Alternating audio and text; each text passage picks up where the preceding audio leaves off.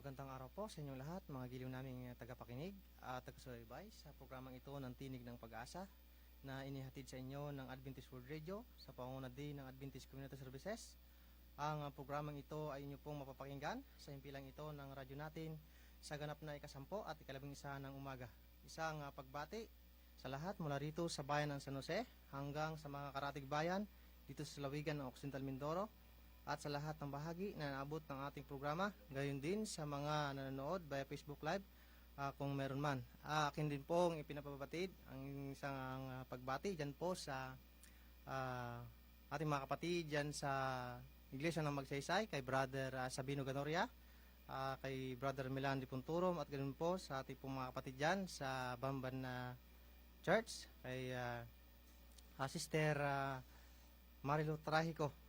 At isang pagbati din po sa ating pong partner dyan, sa ating kasama, kay Brother Ray, na kung saan ngayon po ay mayroon pong karamdaman. Pagaling ka, Brother Ray, no?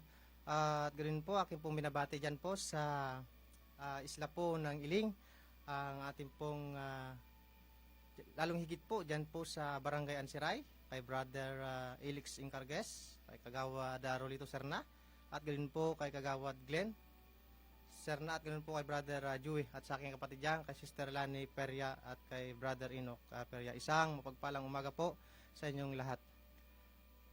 At nais ko rin pong batiin sa ating pong mga kasamang elder dyan, kay Brother June Hilario na nakikinig. Isang mapagpalang umaga. So, ako po ang maliit na lingkod kay Kristo, Brother Jumi Peria, at ganun po nais ko rin pong ipakilala ang aking pong makasama sa umaga pong ito. Brother, pakilala ka, baka may gusto kang babatiin. Ako nga pala ang inyong kapatid kay Kristo na mula din sa sityo ng Silad, isa pong member din po ng Sumto Magsaysay, at hindi ko na masaysay yung buong Magsaysay kasi binati na kayo ng ating kapatid na si Brother Jome. At sa umaga pong ito, akin rin pong binabati ang mga taga-Silad na always na nakikinig, lalong-lalo na sa pamilya Kasidsid, kina Vince Kasidsid at sa kanyang may bahay kay Jumelin Abos. At ganun na po sa lahat ng nakikinig sa mga oras na ito. Yun lang aking pagbati. Nais ko rin po palang batiin dyan ang aming pong kapitbahay, kala Sister Laila Roldan, sa may bahay. Ganun po sa ating pong mga kaguruan dyan. Isang mapagpalang umaga po sa inyong lahat, at ganoon po sa Orsos family, kay Nanay Rusing at sa kanya pong mga anak, kay Kabuyet, at saka kay Arosel, kay Usang, at saka yung Peria family po dyan. Isang mapagpalang umaga po. Bago po tayo magpapatuloy sa ating pag-aaral ng salita ng ating Panginoon, tayo po muna ay makakarinig ng isang makalangit na awitin.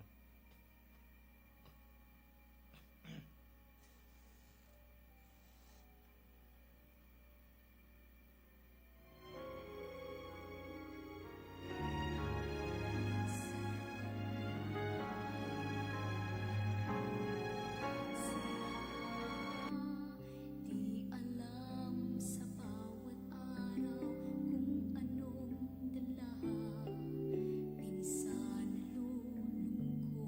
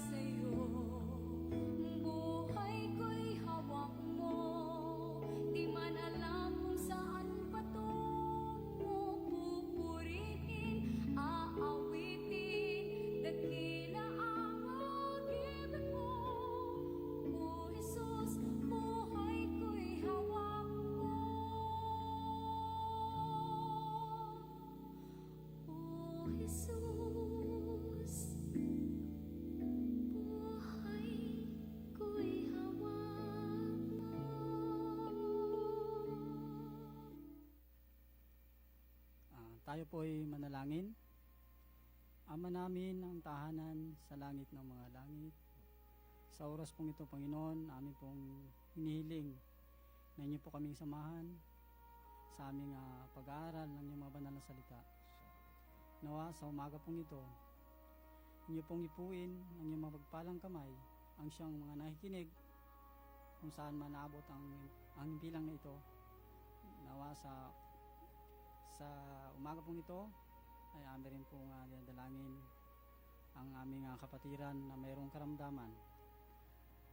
Nawa, Panginoon, inyo pong ipuin ang iyong mapagpalang kamay upang lubusang gumaling ang aming kapatirang ito na si Brother Ray Argelies, na isa pong leader ng Banban. Panginoon, naniniwala po kami na ikaw ang aming doktor na magagamot na higit sa lahat. At sa umaga pong ito, Panginoon, amin rin pong dinadalangin o akin rin pong dinadalangin ang aking pong anak na mayroon din pong trangkaso na inaapoy ang sinat. Ngunit nandito ako sa inyong harapan, Panginoon. Aking pong samantalang iniwan ang aking anak. Patawarin niyo po ako. Nawa, Panginoon, niyo pong ipuin ng iyong mapagpalang kamay upang sa aking pagbalik mamaya ay aking po siyang makasama na ligtas at magaling na sa kanyang at karamdaman na trangkaso. At sa umaga din po, Panginoon, na ito, akin din pong dinadalangin ang meron din pong mga karamdaman namin mga kapatiran, kapatid sa pananampalataya, kapatid sa laman, na mga nakikinig ngayon na mayroong mga karamdaman, no, Panginoon, ikaw pong nakakalam ng lahat ng mga bagay na, no, Panginoon, akin pong silang nilalapit sa iyo upang sa kanilang karamdaman ay sila'y lubusang magsigaling. At sa umaga din po, Panginoon, na ito, aming pong hiniling na inyo po kaming patawarin kung saan niyo po kaming nasumpungan ng kasala sa isip, sa salita o sa gawa. Ito lang po aking hinihiling at dinadalangin sa pangalan lamang ni Jesucristo, na aming Panginoon at tagapagligtas. Amen. Amen. Okay, purihin po ang Panginoon. Bagamat tayo po ay na-late ng konti, ay tayo din, Brother Dennis, ay nakahabol sapagkat talagang napakalakas ng hangin at ng alon. So, purihin ang Panginoon na tayo muli ay binigyan ng pagkataon na muling makasama sa Himpapawid upang patuloy na mag-aral ng salita at ibahagi ito sa ating pong mga tagapakinig. So, ang aking pong may babahagi sa umaga pong ito ay matatagpuan po sa sulat ng Apostol Pablo na matatagpuan sa mga taga-Kolosas 3, kung saan ay may pamagat na pamumuhay kasama si Kristo. So, meron po akong mga hinandang mga katanungan. Una po, saan tayo hinikayat ni Pablo ang isipan at bakit? So, nais ko pong Brother Dines, pakibasa po sa Kolosas 3, 1 hanggang 4 kung saan tayo hinikayat ni Apostol Pablo ang ating mga isipan at bakit.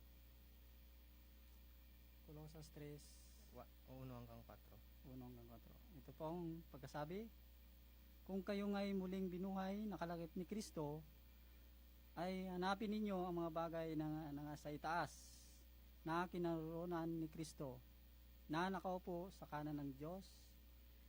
Sa kanan ng Diyos, ilagak ninyo ang inyong pag-iisip sa mga bagay na nasa itaas, huwag sa mga bagay na nasa ibabaw ng lupa, sapagkat kayo'y nangamatay na, at ang inyong buhay ay natatagong kasama ni Kristo sa Diyos. Sapagkat si Kristo na ating buhay ay mahayag nga rin kayo nakasama niya sa kalwalatian. So, napakaganda po ng ating pong talata, no? Sa Kolosas 3, 1 hanggang 4. Ano sabi po doon? Ating ituon po ang mga makalangit na bagay, hindi yung pansamantala lamang. Sapagkat po likas po sa ating pong pagkatao na kung saan ay lagi nating iniisip yung ating kaginhawan dito sa libutan, no? At ang lagi po nating iniisip ay pansamantala lamang, no? Kung saan ay ang alok ng ating Panginoon, no? Ay ang yung maginhawang buhay dun sa langit na bayan, no? Yung kanyang alok. Ngunit ang likas po sa atin mga tao na kung ano ang ating suot, paano ang ating mga anak, o ano ang ating kakainin. Pakibasa nga Brother Dines sa Mateo 6:31 hanggang 34.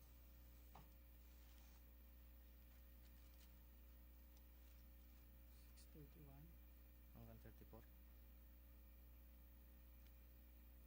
Ganito po ang pagkasabi.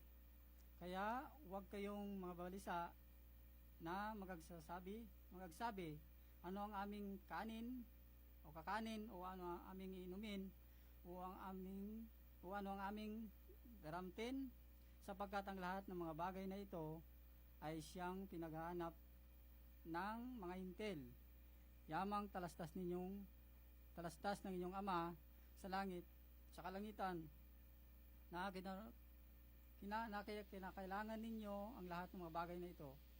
Tatapwat, hanapin muna ninyo ang kanyang kaharian at ang kanyang katuwiran, at ang lahat ng mga bagay na ito ay pawang idaragdag sa inyo. Kaya't huwag ninyong ikabalisa ang mga araw ng bukas, sapagkat ang araw ng bukas ay mababalisa sa kanyang sarili. Sukat na kaarawan ang kanyang kasamaan. So, okay na. So, napaganda po ng talata po ng ating nabasa sa umaga pong ito, na kung saan ay atin pong ituon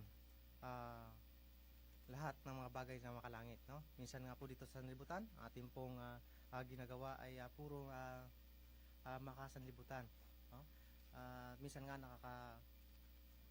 ranas pa tayo ng pag tayo ay nagsalita ng makalangit, ay sasabihin ka pa na baka lumampas ka na yan sa langit. Atin pong tandaan mga giliw na tagapakinig, ay kapag tayo dito po sa sanlibutan, puro tayo makasanlibutan, ay wala din tayong puwang sa kalangitan, no? Atin pong pakatandaan, atin pong gawin ang ibig ng ating Panginoon, ang kalooban ng Panginoon, sapagkat alam niya ang ating mga pangangailangan, no? Kapag ating ginawa ang kanyang ibig, ang kanyang kalooban, ay kanya ring ibibigay, ang lahat na ating pangangailangan. Tandaan po natin mga kapatid, mga tagapakinig, ay ating tandaan na ang sabi ng ating Panginoon ay kailanman ay hindi ko kayo pagkukulangin ni pababayaan man. Minsan po mga ginigiliw na tagapakinig ay Brother Dines, kahit ang kamatayan ay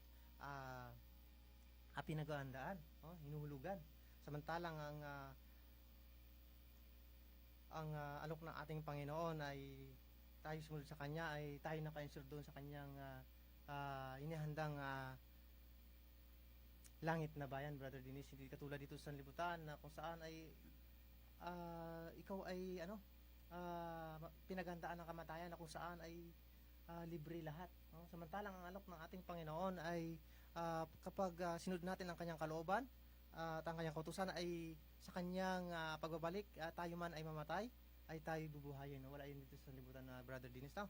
Talagang napakaganda ng alok ng ating Panginoon sa atin, kaya ating ituon ang lahat ng bagay na makalangit, lalong higit Brother Dennis, sa ating pong naranasan sa panahon ito, no? Sa kabila ng kaguluhan. Ang sabi nga doon sa ni Apostol, doon po sa aklat ng Lucas, ay pag nangyaring lahat ng mga bagay nito, ay itingala ninyo ang inyong mga ulo sa langit. Ibig sabihin tayo po ay magmatsyag kung anong nangyari sa ating pong sanlibutan. So ikalawa po ay anong ibig sabihin ni Pablo na ating patayin ang sangkap ng ating katawan? Aling sangkap? Pakibasa po sa Colosas 3:5 hanggang 6.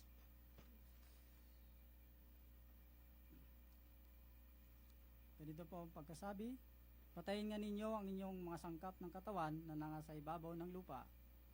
Pakikiapid, karumihan, masamang pita, masamang nasa, at kasakiman na iyay pagsamba sa mga Diyos-Diyusan. Na dahil sa mga bagay na iyan ay dumarating ang kagalitan ng Diyos sa mga anak ng pagsuway. Hanggang 6:5 to 6. So alisin na raw po ang mga kasakiman, kahalayan. Ay ito po ay isang ah, pagsamba sa Diyos-Diyosan, o Brother Dennis, pwede mo sabihin na wala namang kaming Diyos-Diyosan sa bahay, ngunit ito palang mga maling pag-ugali ay isang pagsamba sa Diyos-Diyosan. Hindi po natin pwedeng sabihin na talagang ganito na talaga ako. Parang sinabi rin natin, Brother Dennis, na anak tayo ng dyablo. Hindi na mababago sapagkat tayo ay tinanggap natin na ating Panginoong si Kristo sa pamamagitan ng bautismo. Tayo ibihis na natin ang damit ni Kristo, o ang katwiran ni Kristo. Saan ka baka nakakita, Brother Dennis, na naligo, nagbihis na, ay ibalik pa rin yung dating damit, no? So yung gumagawa na noon ay wala po sa katinuan. Kaya po mga giliw na tagapakinig, atin na pong ibihis ang katwiran po ng ating Panginoong Kristo. Sa ikatlo po, ano pa ang mga bagay na dapat na mamatay sa bahagi ng ating katawang alipin ng kasalanan? Pakibasa, Brother Dennis, sa Colossus 3:6-11. Na dahil sa mga bagay na iyan ay dumarating ang kagalitan ng Diyos sa mga anak ng pagsuway, na inyo ring nilalakaran ng una nang kayo'y nangabubuhay pa sa mga bagay na ito. Datapwat ngayon ay inyo namang layuan ang lahat ng mga ito: galit, kapuutan, paghihinala, panununggayaw, mga salitang kahalay-halay na mula sa inyong mga bibig. Huwag kayong magagbubulaan sa isa't isa. Yamang inubad na ninyo ang datihang pagkatao, pati ng kanyang mga gawa, at kayo'y magagbihis ng bagong pagkatao na nagbabago sa kaalaman ayon sa larawan niyang lumalang sa kanya. Dooy hindi maaring magkaroon ng Griego at ng Hudyo, ng pagtutuli at di pagtutuli, ng barbaro, ng siyeta, ng alipin, ng laya, kundi si Kristo ang lahat sa lahat. Magagbihis nga kayo gaya ng mga hinirang ng Diyos, na mga banal at minamahal, ng isang pusong mahabagin, ng kamuan, ng pagpapainod. Okay. So, alis na raw na po, mga giliw na mga kapatid, yung ating pagiging magagalitin, bilang pamumuhay kasama si Kristo, kwentuhan na walang kabuluhan, yung magbulong-bulungan, atin na po itong alisin. Alam mo, Brother Dennis, kapag ang tao pala ay magagalitin, ayon po dun sa kawikaan, yung mabilis magalit ay isang tanda ng isang kamangmangan, no? Kapag ikay mabilis magalit, no? So, alisin daw po ang kwentuhan na walang kabuluhan, na may tawanan, no? Na ito ay ayaw ng ating Panginoong Kristo. Okay, basa nga, Brother Dennis, sa Efeso 4,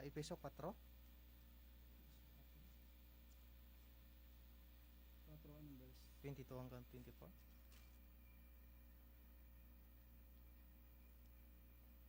Efeso 4:22-24.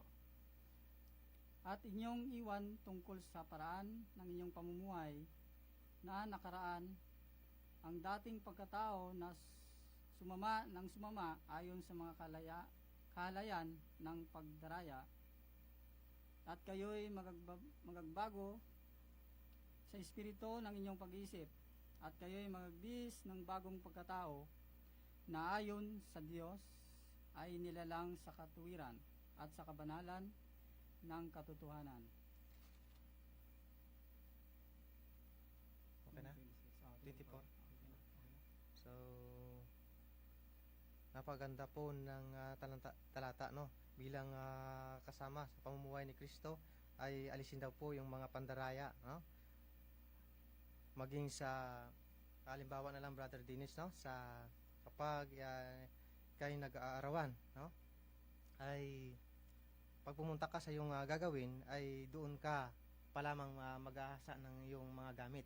So ayaw po pala ng ating Panginoon ito. So at ganoon din po sa madayang timbangan.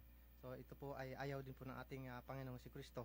So, atin na po itong alisin bilang tayo po ay namumuhay kasama po ni Kristo. So ikapat po sa maliban sa pagpatay sa dating pagkatao, paano tayo marapat mabuhay ngayon? Sa Colossus 3, 12 to 15. Stress. Magagbihis nga kayo gaya ng mga hinirang ng Diyos na mga banal at minamahal, ng isang pusong mahabagin, ng kagandaang loob, ng kababaan, ng kamuan, ng pagpapahinod. Magtiisan kayo sa isa't isa at magpatawaran kayo sa isa't isa. Kung ang sino man ay may sumbong laban sa kanino man, na kung paano pinatawad kayo ng Panginoon, ay gayon din naman ang inyong gawin. At sa ibabaw ng lahat ng mga bagay na ito ay magbihis kayo ng pag-ibig na siyang tali ng kasakdalan. At maghari sa inyong puso ang kapayapaan ni Kristo, na di ay tinawag din naman kayo sa isang katawan at kayo'y maging mapagpasalamat. Ayun, maganda po. Ang sabi doon, magbihis ng bagong damit kay Kristo. No? Atin na pong alisin ang ating pong mga dating hinubad na tayo ay dati ay wala po tayong pag-asa, ngunit sa pamagitan ng ating Panginoong si Kristo ay nagkaroon po tayo ng pag-asa. So bago tayo magpatuloy ay nais ko na hingin ng isang makalangit na awitin.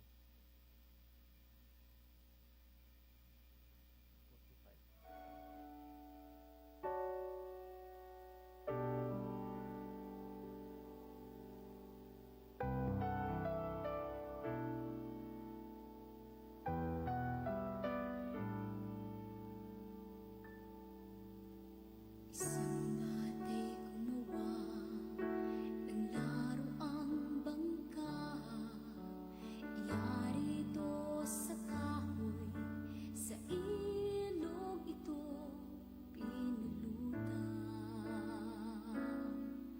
Ngunit tali na lubog at ang bangka ay naanod.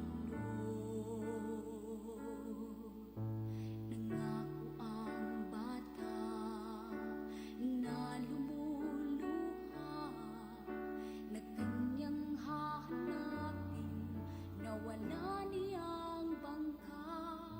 At hindi nga nagtagal nang makita niya ito sa tindahan. Nag-ipon siya ng pera ng kanyang pabili, siya'y uuwing yakap niya ng masaya. Dalawang beses na ika'y akin, nung una'y ginawa kita, ngayon ay tinubos kita. Dalawang beses na ika'y akin, yan ang sabi ni Jesus. Gumawa ang Diyos ng isang tao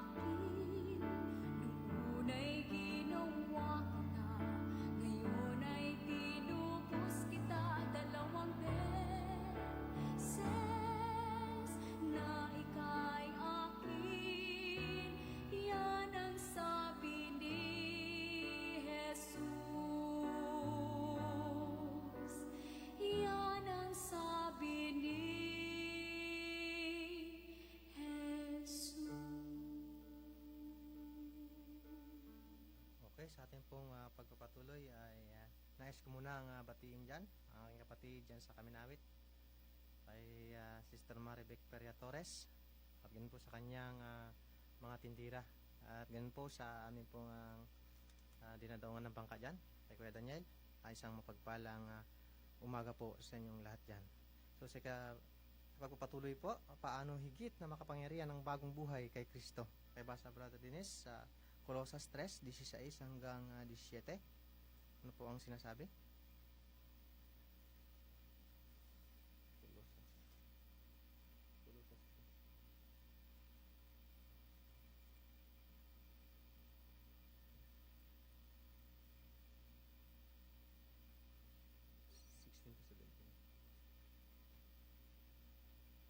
Manahan nawang sagana sa inyo ang salita ni Kristo ayon sa buong karunungan.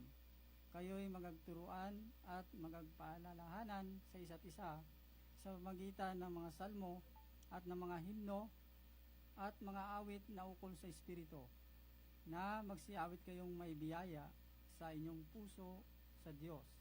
At anumang inyong ginagawa sa salita o sa gawa, gawin ninyong lahat sa pangalan ng Panginoong Hesus, na nagpapasalamat kayo sa Diyos sa pamamagitan niya.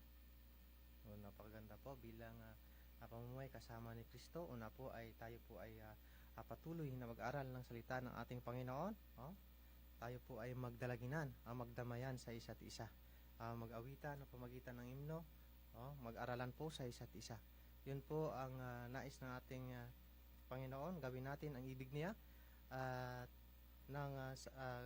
ganoon din po ay gagawin niya ang ating pong ibig sabihin, mga Brother Dennis, ay kapag tayo ay namuhay doon sa makalangit na pamumuhay ay tayo ay hindi pagkukulangin. Katulad po ng una kanina, ang Panginoon ang nakakaalam sa lahat ng may-ari, at ibibigay niya ang ating mga pangailangan, pagamat pakiramdam natin ngayon ay hindi pa ibibigay ng Panginoon sa tamang panahon, at ang kanyang pangako ay kailanman ay di tayo pagkukulangin at ni pababayaan man. So Brother Dines, sa ating pong pag-aaral ng lesson na ito, na baka ikaw ay mayroong ding karagdagan, sapagkat ang ating pong oras ay napakaigsi at malapit na po tayong magtapos.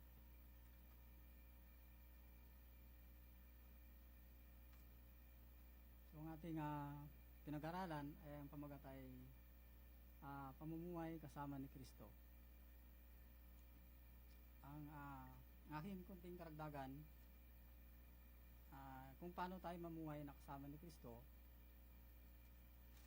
ay ating pong mababasa sa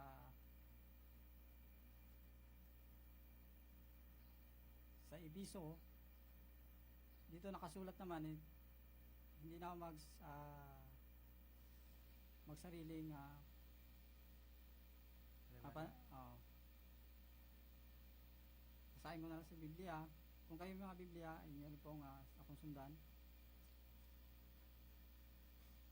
Sabi dito, kayo nga'y magsitulad sa Diyos, gaya ng mga anak. Ebiso 5 verse 1, patuloy. Kayo nga'y magsitulad sa Diyos na gaya ng mga anak na minamahal.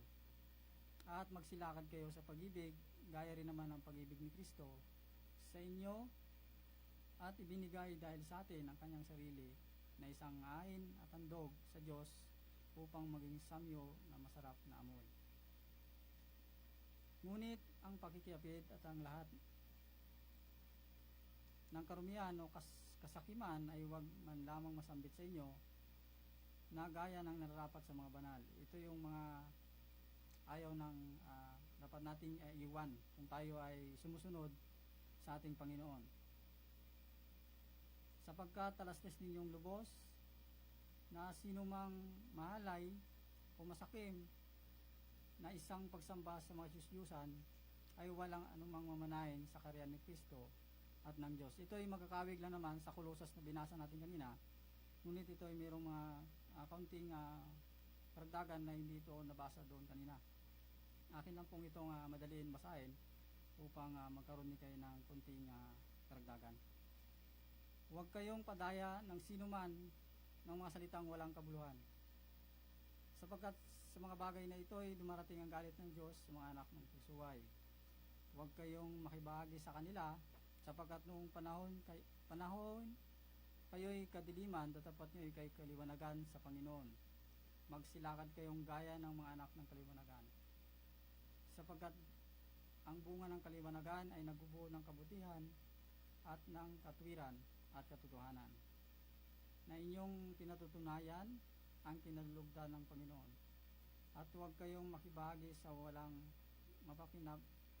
mapapakinabang na gawa ng kadiliman, kundi bagkus inyong sawatain. Sapagkat ang mga bagay na ginawa nila sa lihim ay maalay sa salitain man lamang. Natapwat ang lahat ng mga bagay pagkasawata, tinatanyag ng kaliwanagan. Sapagkat ang lahat ng mga bagay na itinatanyag ng kaliwanagan, kaya sinasabi niya, gumising kang natulog at magbangon ka sa gitna ng mga patay, at liliwanagan ka ni Kristo. Mag-ingat nga kayong lubos kung paano kayo lumakad. Huwag gaya ng mga mangmang, kundi gaya ng mga marurunong, na inyong samantalayin ng panahon, sapagkat ang mga araw ay masasama. Kaya huwag kayong maging mga mangmang, kundi unawain ninyo kung ano ang kalooban ng Panginoon. At huwag kayong magsipaglasing ng alak na kinaroonan ng kaguluhan, kundi kayo'y magpuspos ng Espiritu, na kayo'y mag-usapan ng mga salmo at ng mga himno at mga awit na ukol sa Espiritu, na nagagaawitan at nagpupuri sa inyong mga puso sa Panginoon, na kayo laging magpasalamat sa lahat ng mga bagay sa pangalan ng ating Panginoong Jesucristo, na ating Ama, na pasakop kayo sa isa't isa sa takot kay Kristo. So hanggang 21 lang aking binasa. Nawa ito ay makadagdag ng kaunting katotohanan sa mga nakikinig sa oras na ito. So sa punto pong ito, mga giliw na mga tagapakinig, ay talagang napakaigsi po ng ating oras, no? So sa naway tayo po ay nakinabang sa salita po ng ating Panginoon. Ang dati po nating pamumuhay ay na hindi kaya sa ating Panginoon ay atin na pong itong iiwan, bagkus tayo po ay mamuhay na kasama ng ating Panginoong Jesucristo. So tayo po ay dirako na sa ating pong closing prayer.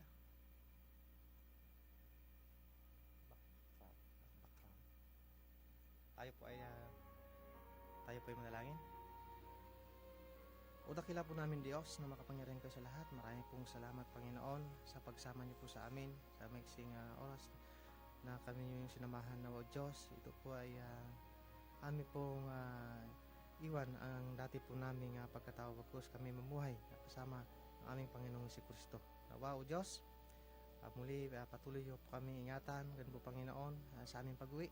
At po Panginoon, ang himpilang ito ng radyo natin na o Diyos ay patuloy na patnubayan, lalong higit ang mga nangasiwa, makaranas o Diyos ng kalakasan, kalusugan ng pangangatawan at po Panginoon sa aming pag-uwi. Kung paano kami iningatan ang nakarating na maayos na o Diyos ay patuloy din po kaming ingatan hanggang sa kami po ay makuwi sa amin po mga tahanan. At aking dalangin din po sa mga nakikinig na o Diyos na nakaranas ng mga pagsubok, anumang uri ng pagsubok, karamdaman, pinansyal na o Diyos, patnubayan sila Panginoon, bigyan ng lakas ng pangangatawan, alisin Panginoon ng pagkabalisa, bagkos patuloy na magtiwala sa inyo Panginoon na kayo Panginoon ay handang magbigay ng lahat ng mga bagay ng kailangan ng kanyang mga anak. Dakila po namin Diyos, sa akin din pong dalangin ang aming pong kapatid na may karamdaman si Brother Ray na o Diyos ay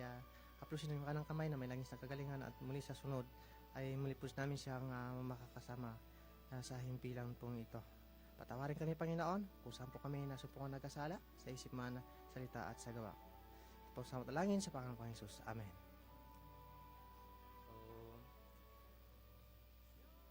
So, Kami po ay magpapaalam na hanggang sa muli po. Ako po ang inyong lingkod, Brother Jumi Peria. At Brother Dennis Roldan. Okay na po. With regards to the preceding program, please write to the Program Director, Radyo Natin Center, FJE Building, 105 Esteban Street, Legazpi Village, Makati City. More than 2 decades of providing music and entertainment. Music and entertainment. News and information. We will carry on. Will carry We on. will deliver. We will strive to always be better. This is your first Your first FM station in San Jose Occidental, Mindoro. 101.7. Radyo Natin FM. This is your radio.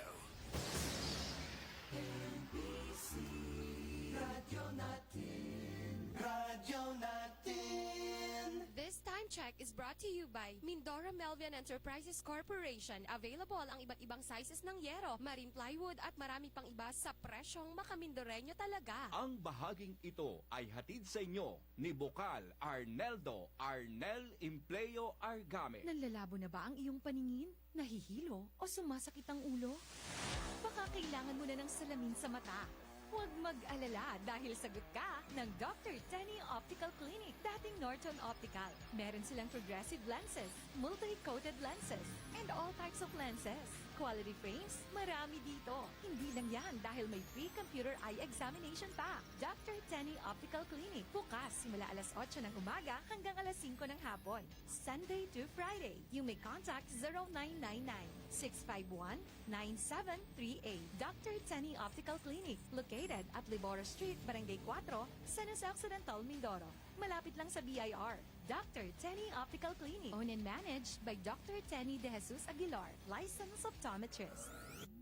Simula April 1 to 30, 2026, samantalahin ang special anniversary promo ng Dr. Tenny Optical Clinic. 30% discount on all items. Life Extension Vitamin D3. I am Rachel Garzola Bersanas and I have anxiety disorder after 2 months of anxiety. Pagising